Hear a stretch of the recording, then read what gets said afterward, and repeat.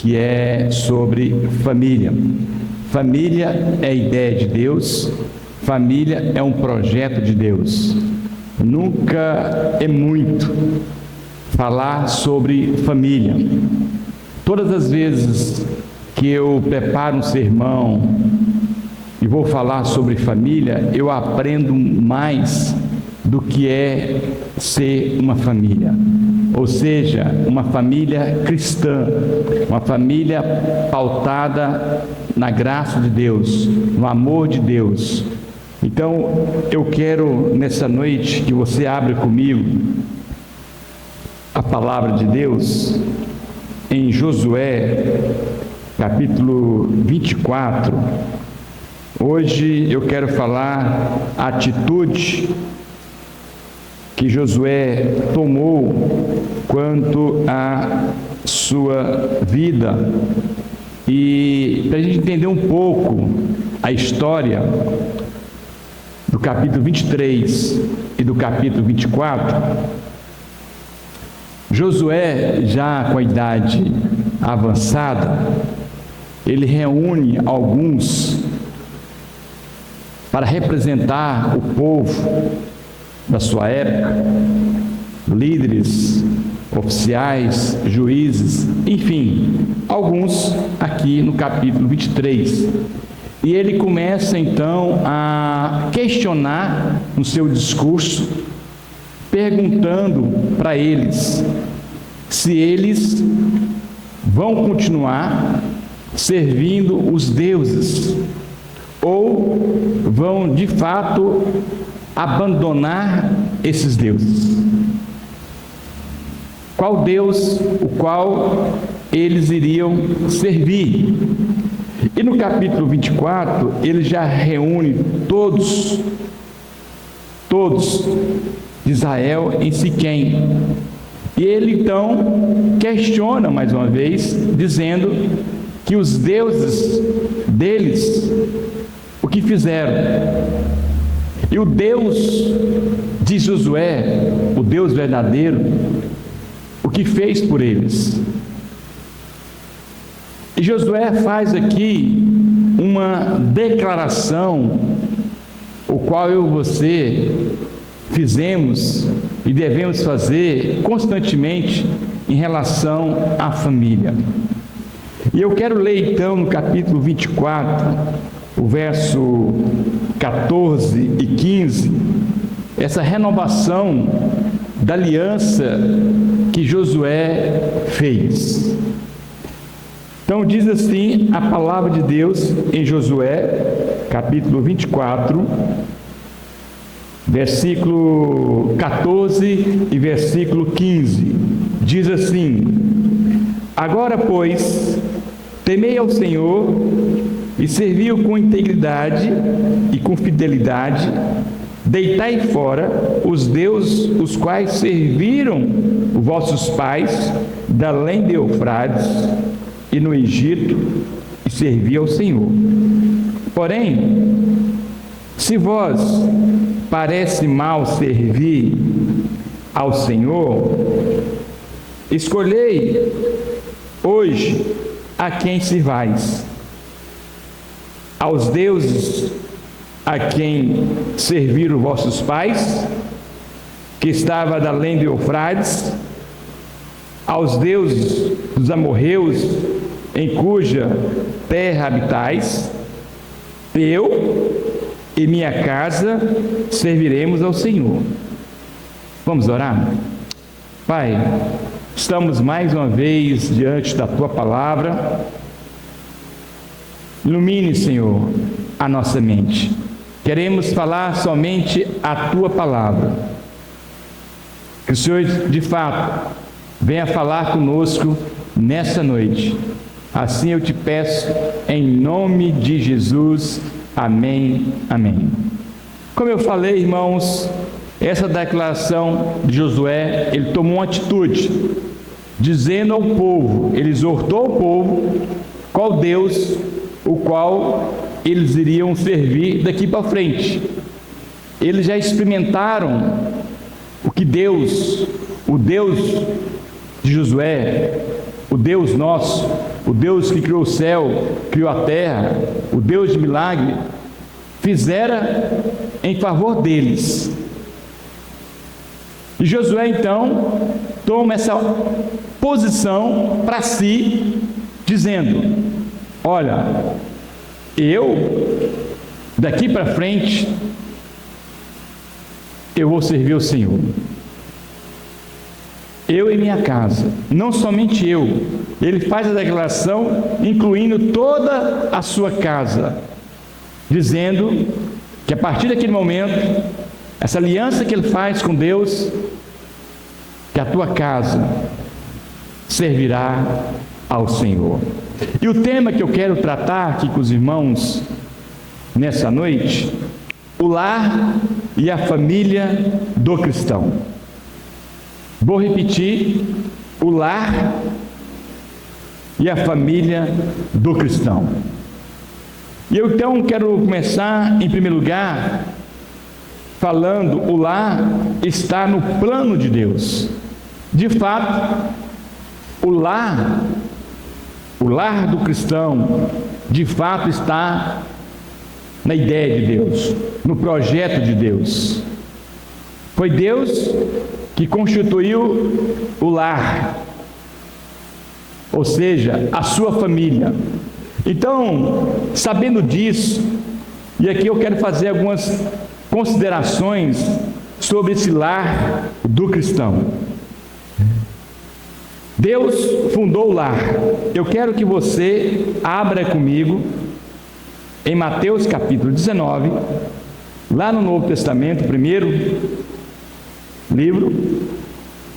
Vamos ler Mateus capítulo 19, versículo 4 ao versículo 6.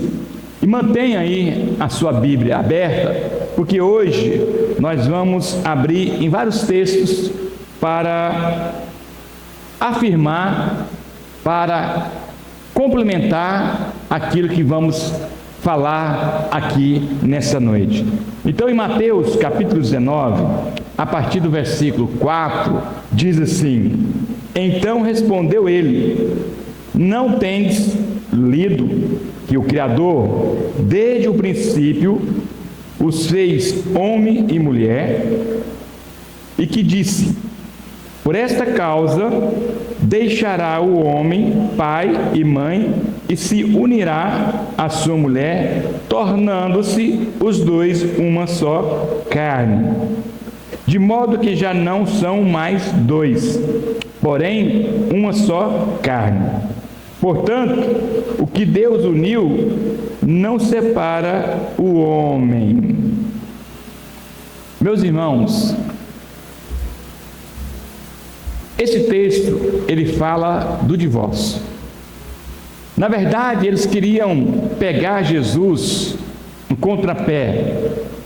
Eles queriam pegar Jesus para ver se Jesus dava um fora ali e dissesse a eles outra coisa, ou então fosse a favor deles, afirmasse aquilo que estava no coração deles quando eles fizeram essa pergunta. Porque, na verdade, irmãos, o divórcio é dado, como diz já a sua palavra, por causa da dureza do nosso coração, do seu coração. Quando Deus se uniu, eu e você, um homem e uma mulher, se tornando os dois uma só carne, ou seja, Ele está dizendo: a partir de agora, a partir dessa união, vocês serão um. O projeto de vocês agora não vai ser só eu, vai ser nós. Os dois vão planejar, vão arquitetar uma família. Como será a sua família? E eles aqui então começam a questionar a Deus sobre a repudiar a sua mulher, de dar divórcio à sua mulher. Era por causa da dureza do coração deles E também, irmãos, naquela época, eles queriam uma permissão, por qualquer motivo, repudiar a mulher. Exemplo, se a mulher usasse um batom que não agradasse o seu marido, ele queria ter o aval de separar, de repudiar a sua mulher. Ou então a roupa que não agradava a ele, ele então queria separar de qualquer forma, repudiar a sua mulher, por coisas banais e simples. Então o próprio Jesus fala: o que Deus uniu, jamais separa o homem. Mas entenda uma coisa, eu não quero aqui dizer para você, se você está num relacionamento, num casamento abusivo, autoritário, você deve separar. Como assim, pastor? O apóstolo Paulo, no capítulo 7 de Coríntios, ele já nos dá essa garantia, no sentido de que haja paz. Se não há paz no seu casamento, seu marido é um bruto, um violento, você está sofrendo violência, eu aconselho a você a separar-se. Mas antes de acontecer tudo isso, o rompimento, que não é bom, mas a separação não é bom, mas você precisa primeiro fazer uma reflexão, como está sendo o seu relacionamento, o que você está fazendo para que esse relacionamento se torne um relacionamento saudável. Porque a gente não planta um pé, exemplo de laranja, no primeiro ano, o qual deveria dar laranja, não deu fruto, e você vai lá e arranca e joga fora. Não.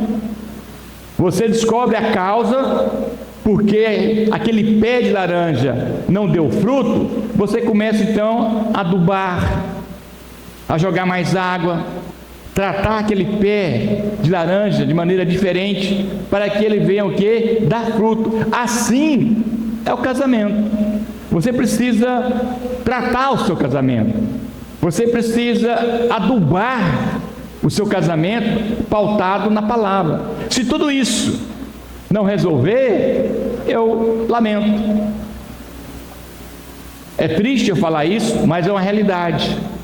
Eu não posso ser hipócrita de dizer para você: fique nesse casamento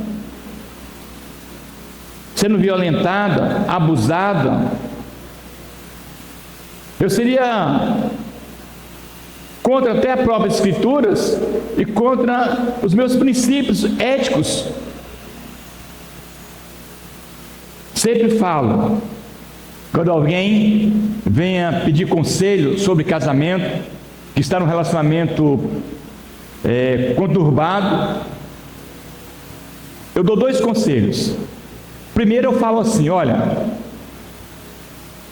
se fosse a minha filha, nesse caso, que ela está sendo violentada, eu tomaria uma atitude. Primeiro, eu dava uma surra nesse cara. É minha filha, eu daria uma surra, porque isso é inadmissível. Ver uma pessoa, ver uma mulher, ver uma filha num relacionamento violento. E outro conselho que eu dou é pautado também na palavra. Olha, o que você tem feito para que isso não aconteça? De ambos lados, irmãos. Não é só a violência contra a mulher, mas a violência contra o homem também.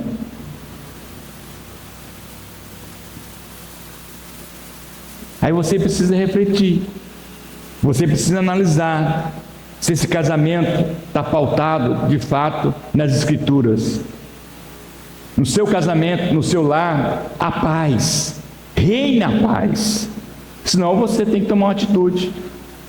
Agora, quando você toma uma atitude verdadeira, dizendo: eu e minha casa serviremos ao Senhor, de fato, você convida Jesus para entrar na sua casa, para fazer toda a diferença, e Ele vai fazer, porque é a ideia dele, é projeto dele, que você viva um lar feliz e um lar que traz paz ao seu coração e aos seus filhos, enfim, toda a sua casa. Eu quero também que você vá comigo lá em Gênesis, capítulo 1, Gênesis, lá no Velho Testamento, primeiro livro do Velho Testamento, Gênesis capítulo 1, leia comigo o versículo 28 e o versículo 29. O versículo 28 diz assim: E Deus os abençoou e lhes disse: Sede fecundos, multiplicai-vos, enchei a terra e sujeitai-a, dominai sobre os peixes do mar, sobre as aves dos céus, sobre todo animal que rasteja pela terra. E disse Deus ainda: Eis que vos tenho dado todas as ervas que dão semente e se acham na superfície de toda a terra, todas as árvores que há fruto, que dê semente, isso vos será para mantimento. Porque a gente pensa em construir um lar, ou um casamento, um matrimônio. Eu já ouvi isso demais. Quando eu fui casar, a primeira pergunta que me fizeram, se eu já tinha casa própria. Eu disse: não. Se eu tinha condições financeiras. Eu falei: não. Mas você vai casar? Olha, Deus está prometendo aqui que Ele iria me abençoar. O alimento vem dele, claro. Seria bom você primeiro fazer um planejamento do seu futuro. Isso não é errado, mas não dizer que vai casar ou não vai casar porque ainda você não tem a casa. Quando eu casei, não tinha casa, não tinha nem uma bicicleta para andar. Mas quando eu creio na palavra, que a palavra não está me dizendo que Ele, o próprio Deus, dá o alimento, que Ele sustenta, que Ele abençoa, quando você é pautado diante da palavra de Deus, quando você coloca Deus na sua casa, Ele abençoa, Ele te dá tudo, conforme a vontade dEle. Não estou dizendo aqui para você ser irresponsável, não, mas estou dizendo para você confiar em Deus. Deus vai dar o alimento, Deus vai estar na sua casa, porque a ideia de Deus é o casamento. Ou então você fala assim: eu só vou ter filhos quando eu estiver bem financeiramente. Bom, mas isso não é tudo. Nós não podemos confiar no nosso dinheiro. Dinheiro não é segurança de ninguém. Resolve algumas questões? Resolve. Mas a nossa segurança tem que estar pautada no Senhor Jesus, no Deus que criou todas as coisas, que fez todas as coisas, que fez o céu, que fez a terra, que fez tudo. A nossa vida tem que estar pautada nesse Deus. Por isso, irmãos, confie em Deus. Ele vai te alimentar, Ele vai te dar o alimento. O seu lar vai estar pautado diante das Escrituras, da palavra de Deus. Um lar está no plano de Deus também, irmãos, quando a esposa é a mãe ideal. Olha aí, vamos lá para Provérbios agora, Provérbios depois de Salmo. Vamos ler Provérbios capítulo 31.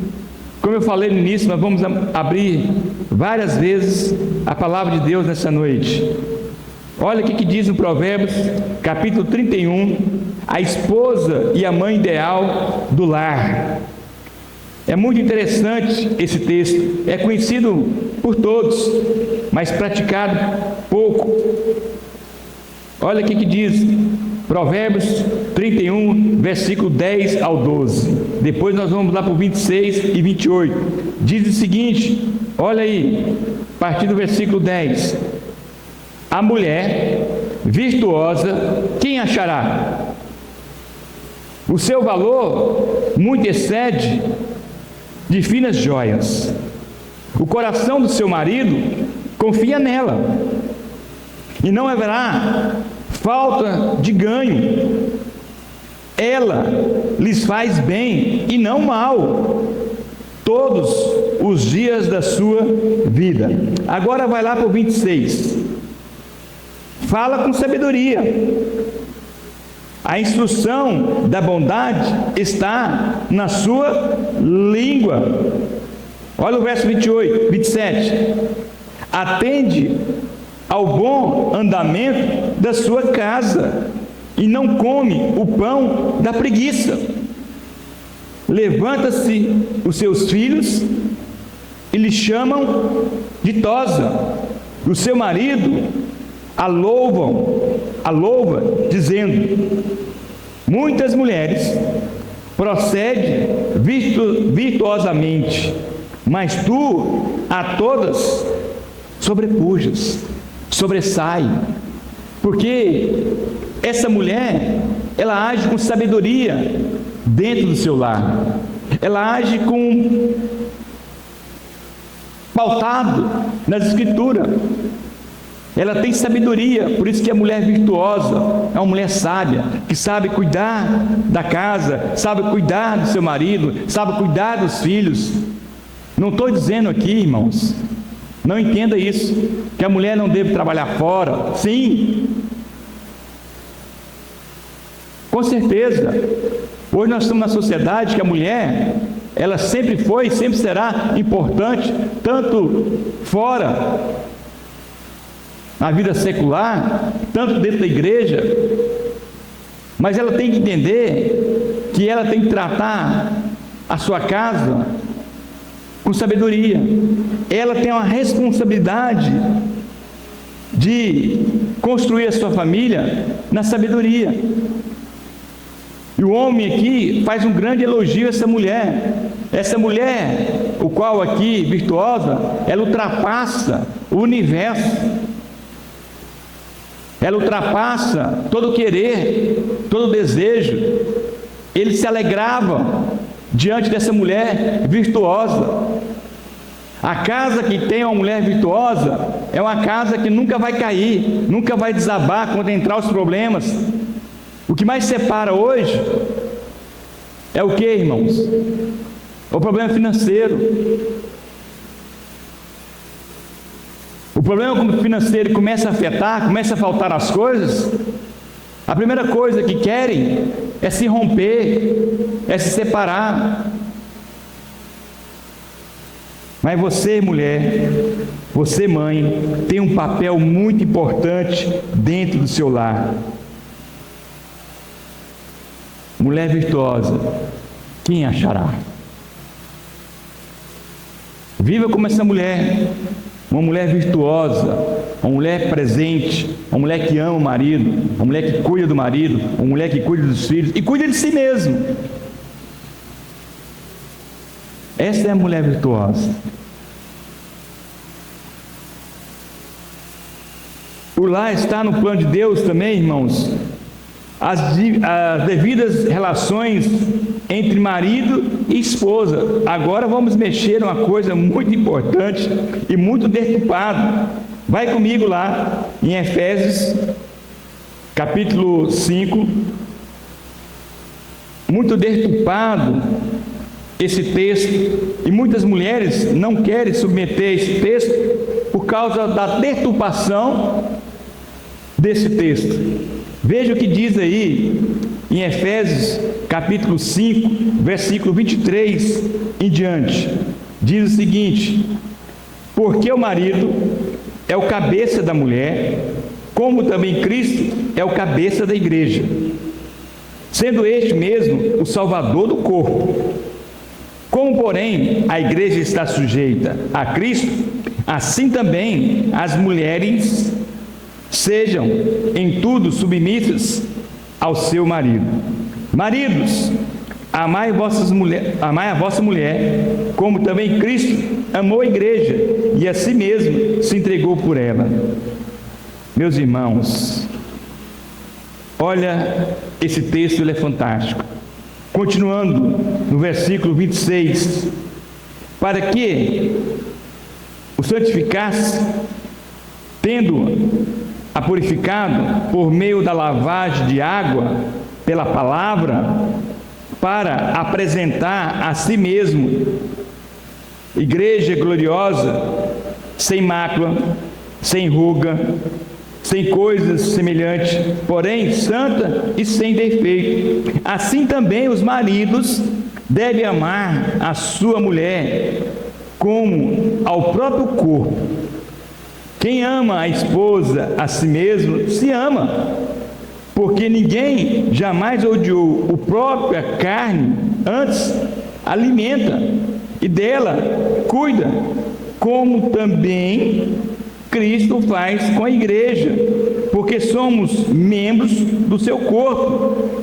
Eis porque deixará o homem a seu pai e a sua mãe, e se unirá à sua mulher, e se tornarão os dois uma só carne. A gente precisa entender isso. Desculpa, a gente precisa entender isso. E submissão, irmãos, não é um cabresto que coloca: agora você é submisso a mim, você tem que fazer tudo que eu mandar, tudo que eu desejar. Não é isso submissão, muito pelo contrário. Submissão envolve amor, envolve entrega, envolve renúncia. E não é difícil ser submissa a quem você ama. Maridos, ame a sua mulher, trate ela com carinho, trate ela com amor, zela pela sua esposa, trate ela como você trata a igreja de Deus. Agora, se você trata a igreja de Deus relaxadamente, deleta, começa a rever como você tem tratado a Cristo. E casamento, irmãos, foi feito para perdoar. Se você não está preparado para perdoar, digo a você de todo o meu coração: não case. Porque casamento, convivência, homem e mulher, no casamento, é renúncia, é perdão a todo momento, a todo tempo tem que haver perdão. Senão não há casamento que resiste sem perdão. Por isso que muitos casamentos são desfeitos e muitos vivem amargurados, cheios de cicatrizes. Perdão liberta. Perdão traz paz. Aprenda a perdoar e aprenda a amar. Se entregue ao seu marido, se entregue à sua esposa com amor, como Cristo nos trata, com compaixão, com misericórdia, com perdão. Todo momento que erramos, a primeira coisa que temos que fazer quando você é um cristão verdadeiro, quando a sua casa é pautada na palavra, o seu lar é de Cristo, a gente vai diante de Cristo e pede a Ele perdão, e Ele está pronto para nos perdoar.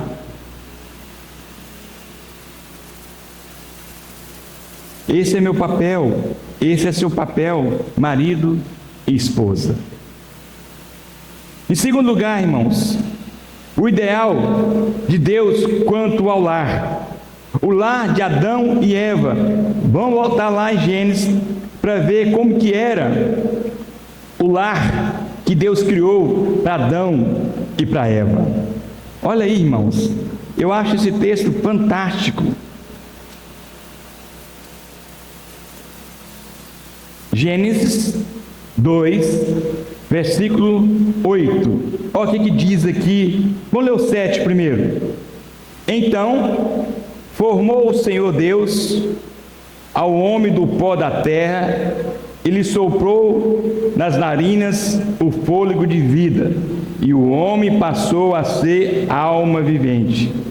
E plantou o Senhor Deus um jardim no Éden, na direção do Oriente, e pôs nele o homem que havia formado. Meu irmão, olha o que Deus fez. Primeiro ele criou o jardim, preparou tudo, depois formou o homem e colocou lá. Com certeza esse jardim era um lugar maravilhoso, lugar fantástico, lugar que dava prazer de você estar, lugar que não dava para você, na hora da oração, fechar os olhos. Você tinha que orar com os olhos abertos para contemplar toda essa beleza do jardim que Deus fez para o homem, que fez para Adão. Irmãos, o nosso lar foi feito por Deus. Deus constituiu o seu lar e colocou você lá. E muitas vezes reclamamos do nosso lar, maldiçoamos o nosso lar, a nossa casa, aquilo que Deus te deu. A gente tem que ser grato, a gente tem que agradecer a Deus todos os dias aquilo que Ele tem nos dado, mas muitas vezes murmuramos, não sabemos ser grato daquilo que Deus tem dado a mim, tem dado a você, meu irmão e minha irmã. Deus colocou Adão e Eva nesse jardim maravilhoso para eles cultivarem e viverem em paz, em harmonia. Mas pela desobediência que aconteceu, se tornou um jardim amargo. Da mesma forma, na nossa casa, se eu não tenho uma atitude cristã e começo a fazer coisas não benéficas ao nosso lar, vai se tornar um lugar ruim. Maridos que vão trabalhar não querem voltar para casa, mulheres que saem de casa, esperam o marido dormir porque já não aguenta mais o convívio com seu esposo, porque o lar já não é mais um jardim, já virou um jardim de espinhos, não tem mais rosas, não tem mais perfume, não tem mais prazer. E a gente tem que ter prazer na nossa casa, porque o lar foi feito por Deus, e Ele colocou você lá para cuidar desse jardim. O ideal de Deus quanto ao lar, olha aqui o que acontece no lar de Deus. A vida de Jesus no lar. Como foi a vida de Jesus no lar, irmãos? Vamos lá para o Novo Testamento, em Lucas, capítulo 2. Lucas, capítulo 2.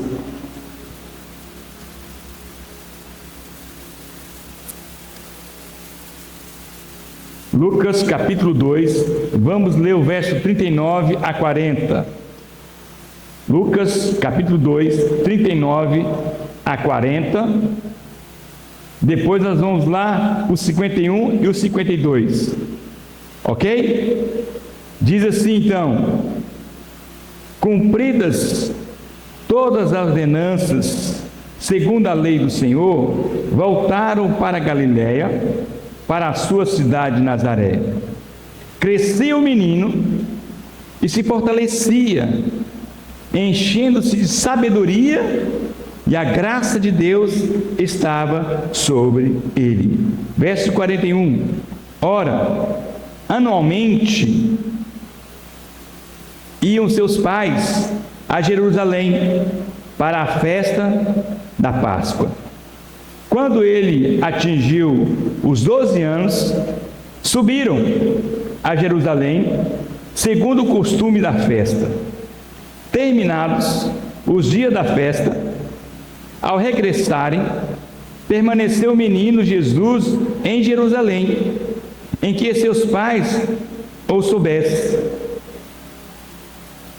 Agora, vamos lá para o 51.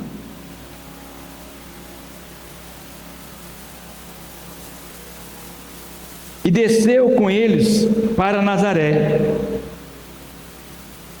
Era-lhe submisso. Sua mãe, porém, guardava todas essas coisas no coração. E crescia Jesus em sabedoria e estatura e graça diante de Deus e dos homens. Olha aí, irmãos. Fala aqui que Maria era submissa.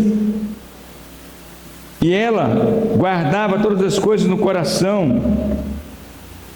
Ela tinha o desejo de fazer que Jesus crescesse em sabedoria. E Jesus crescia em sabedoria diante dos homens. Com 12 anos, Jesus já estava discursando, conversando com grandes autoridades, sábios, e respondendo todos eles, porque a sua casa era uma casa de sabedoria.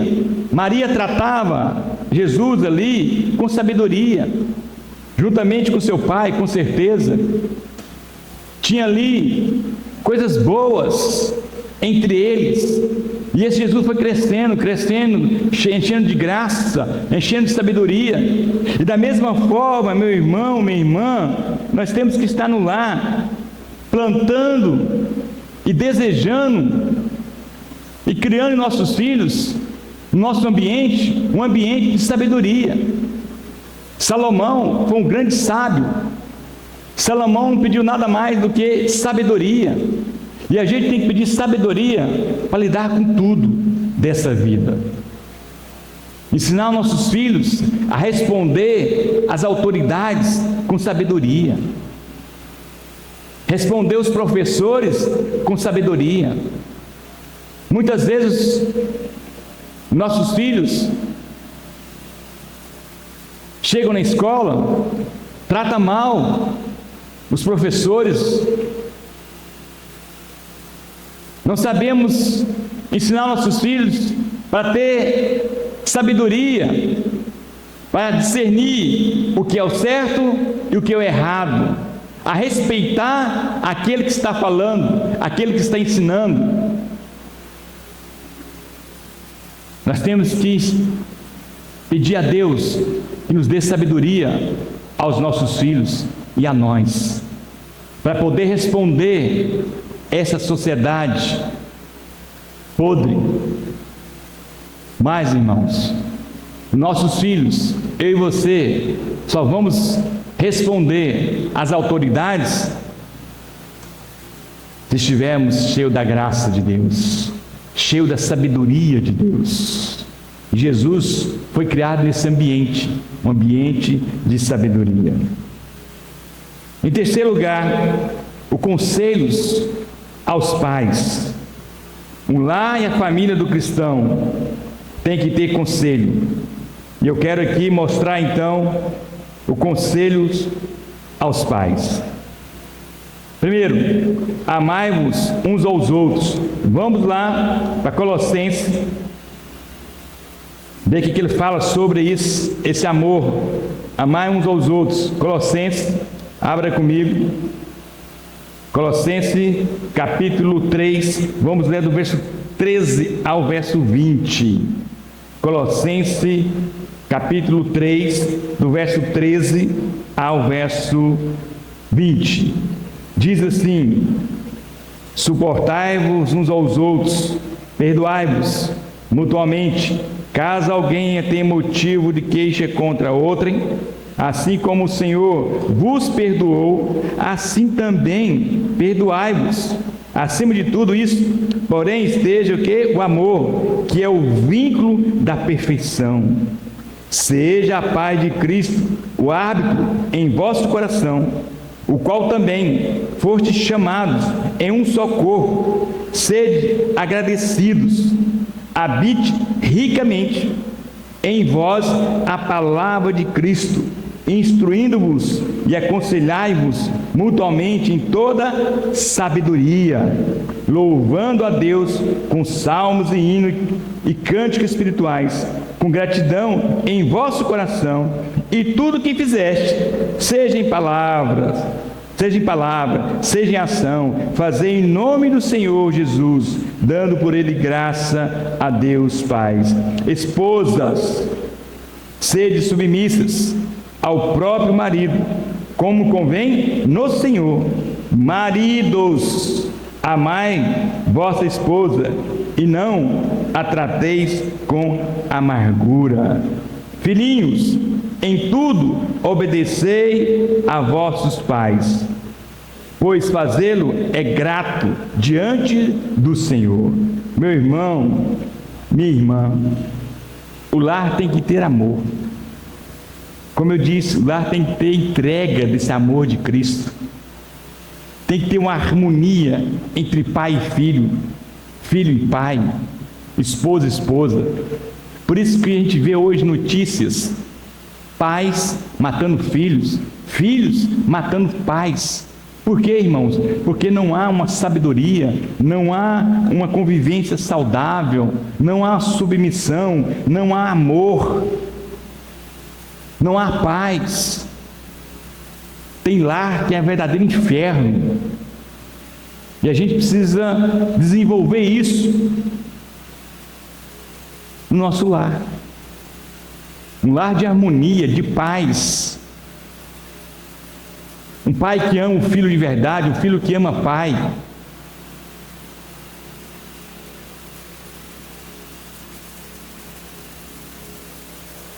Eu tenho um negócio comigo no meu coração com a Thaís. Eu até escrevi um bilhetinho, me perdoe, e ela guarda isso até hoje. O bilhete, não a mágoa, que ela me perdoou mutuamente o erro que eu cometi contra ela. Certa ocasião, eu disse para ela: olha, não pega a sua bicicleta, saia do condomínio e vá andar naquela avenida. Aquela avenida é muito perigosa. Anda aqui no condomínio. E eu tinha um escritório imobiliário em frente ao condomínio. E nesse dia eu fui almoçar num restaurante próximo ao condomínio. Quando eu vejo ela descendo aquela avenida perigosa, aí ela tinha ido buscar umas caixas. E aquilo me bateu uma revolta da desobediência. E eu vi ela correndo. Quando eu falei: eu vou te pegar, você vai ver. E ela pegou, saiu correndo, caiu. Cheguei em casa, dei uma bela de uma surra. Na verdade, não foi uma disciplina, irmão. Eu bati nela com raiva. E isso machucou meu coração. Eu falei: Senhor, o que eu estou fazendo com a minha filha? Eu podia muito bem conversar com ela, pedir para ela: olha, não faça isso mais. Ou então disciplinar de outra forma, mas eu fui violento. Isso machucou minha alma. Até hoje eu brinco com ela: você me perdoou? E ela diz: pai, claro que eu te perdoei. Não tenha vergonha de pedir perdão para os seus filhos. Filhos, não tenha vergonha de pedir perdão para os seus pais pelos seus erros. Isso é criar um lar saudável, cheio de graça, cheio de amor. Amai uns aos outros.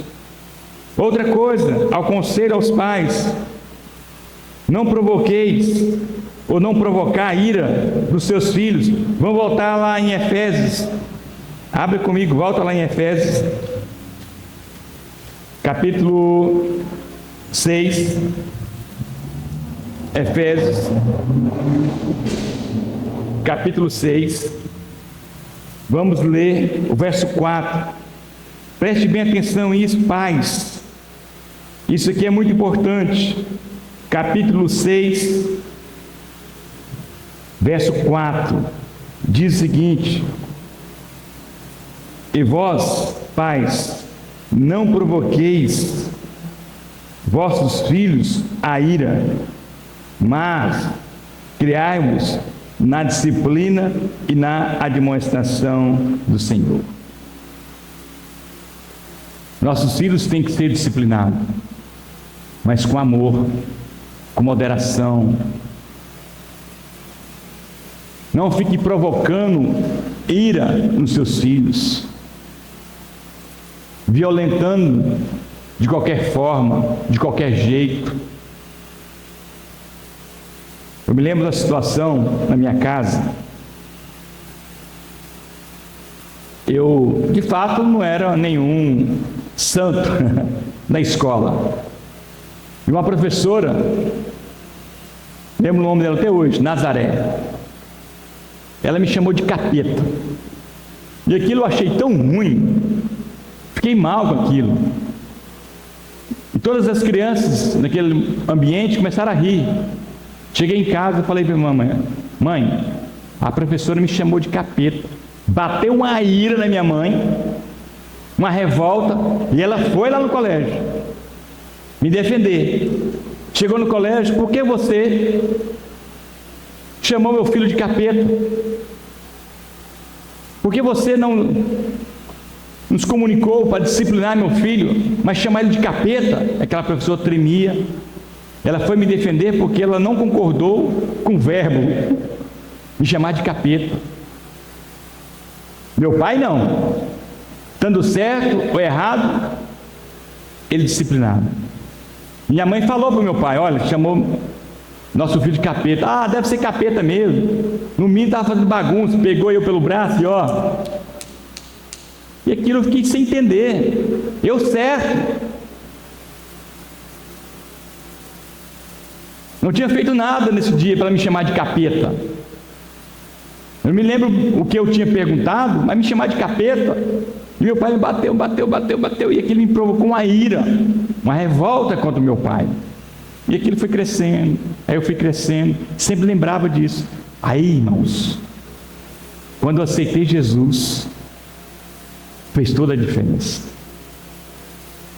Eu comecei a ouvir a palavra, comecei a alimentar as Escrituras, comecei a investir em mim mesmo sobre vida cristã e aprendi uma coisa. Um dia falou bem forte no meu coração: pergunta ao seu pai como foi a infância dele, como foi a vida dele. E eu fui conversar com meu pai: pai, como que foi a sua criação? Ele encheu até de lágrimas. Ah, por que você quer saber isso, filho? Ah, eu quero saber, quero entender algumas coisas. Ele tinha um pai alcoólatra, que tinha que buscar nas esquinas. Tinha uma mãe alcoólatra, da mesma forma, tinha que buscar ela nos botecos, nos bares. Aí ele foi crescendo. Com 10 anos de idade, ele saiu de casa, começou a viver só, aprendeu sozinho no mundo. Ele não teve um lar que ensinasse ele sabedoria. Aí eu passei a compreender meu pai, a entender meu pai, e aquilo saiu do meu coração, aquela mágoa. Comecei a olhar para o meu pai com um olhar diferente, e ele se tornou o meu melhor amigo. Talvez seu pai tenha provocado isso em você, uma ira, mas quero dizer para você: aprenda com Jesus, aprenda hoje. Se ele provocou essa ira em você, está doendo em você, perdoe seu pai, procure entender seu pai. Com certeza você será livre para adorar e invocar o nome do Senhor. Conselhos aos pais ainda. Resultados de negligências, irmão. Ou melhor, resultado de negligência. Vamos lá para Provérbios, para a gente entender um pouco. Provérbios, capítulo 29, verso 15. Provérbios 29, verso 15. O que diz? Aí, como é importante a gente usar a vara com sabedoria, com negligência. Olha aí. Ou melhor, não negligenciar a vara. Amém, irmãos? Aprenda a usar a vara com amor e com carinho. Olha o que diz aí: a vara e a disciplina dão sabedoria, mas a criança entregue a si mesma vem envergonhar a sua mãe. Olha aí, ele está dizendo: a vara e a disciplina dão o que? Sabedoria. Mas a criança entregue a si mesma vem a envergonhar a sua mãe. Use a vara como disciplina, mas não a ponto de violentar o seu filho. Os psicólogos ensinam que não devemos, ou seja, corrigir nossos filhos com vara. Devemos corrigir sim, mas com sabedoria, não com violência. Violência traz violência. E eu costumo dizer, irmãos, filhos não devem ter medo dos pais, que o medo acaba. Um dia ele vai crescer, esse medo vai acabar, e ele vai enfrentar seu pai, vai enfrentar a sua mãe, vai envergonhar sua mãe, porque acabou o medo. Filho tem que ter respeito, temor pelo pai, amor pelo pai, não medo. O que eu vejo muitos hoje, filhos, é ter medo dos pais. Aí quando vem a idade da razão, ou vem a idade que ele pode se responder por si, não quer mais conviver com o pai nem com a mãe. Ou seja, quer sempre envergonhar o pai e a mãe. Use a vara. Quando tiver criança, ela vai crescer, entender que aquela vara, aquela disciplina, deu a ele sabedoria. E assim, gerações e gerações vão crescer e vão viver em sabedoria.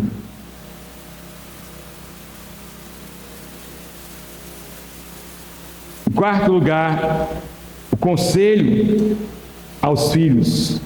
Conselhos aos filhos, irmãos. A obediência é a piedade filiais. Vamos lá para Efésios novamente, lá no Novo Testamento. Abra comigo em Efésios. Quando eu falei para os irmãos que a gente ia abrir muita Bíblia hoje, é isso aí. Efésios capítulo 6, verso 1 a 3. Efésios capítulo 6, verso de 1 a 3. Diz assim: Filhos, obedecei a vossos pais no Senhor, pois isto é justo. Honra o teu pai e a tua mãe, que é o primeiro mandamento com promessa, para que te vá bem e sejais de longa vida sobre a terra. Aqui a gente percebe que é uma ordem. É uma ordem. Está dizendo: filhos, obedecei a vossos pais. Aonde? No Senhor, porque isso é justo. Filhos que é temente a Deus, ao Senhor, ele trata seu pai como justo, como justo da família, como homem bom. E ele fala mais ainda: honrai o teu pai e a tua mãe, que é o primeiro mandamento, com promessa. Honrar pai e mãe é o primeiro mandamento com promessa. Pastor, você não conhece meu pai é um alcoólatra, meu pai é um violento. Não importa.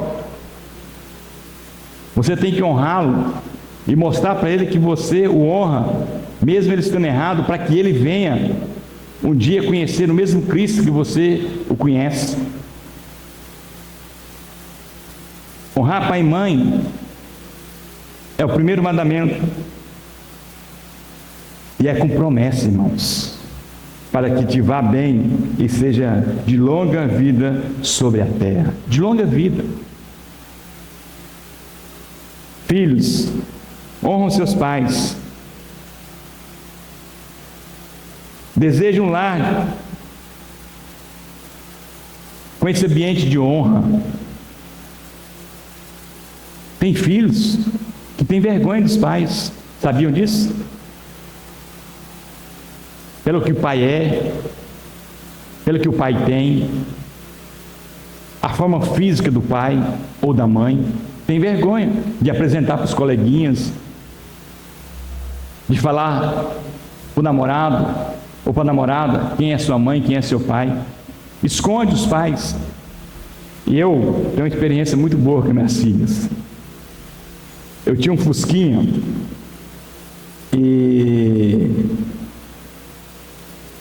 De vez em quando ele não pegava. Quando desligava ele, tinha que empurrar. E eu ia no shopping, um dos maiores em Goiânia, e colocava bem no meio do shopping, cheio de carros importados.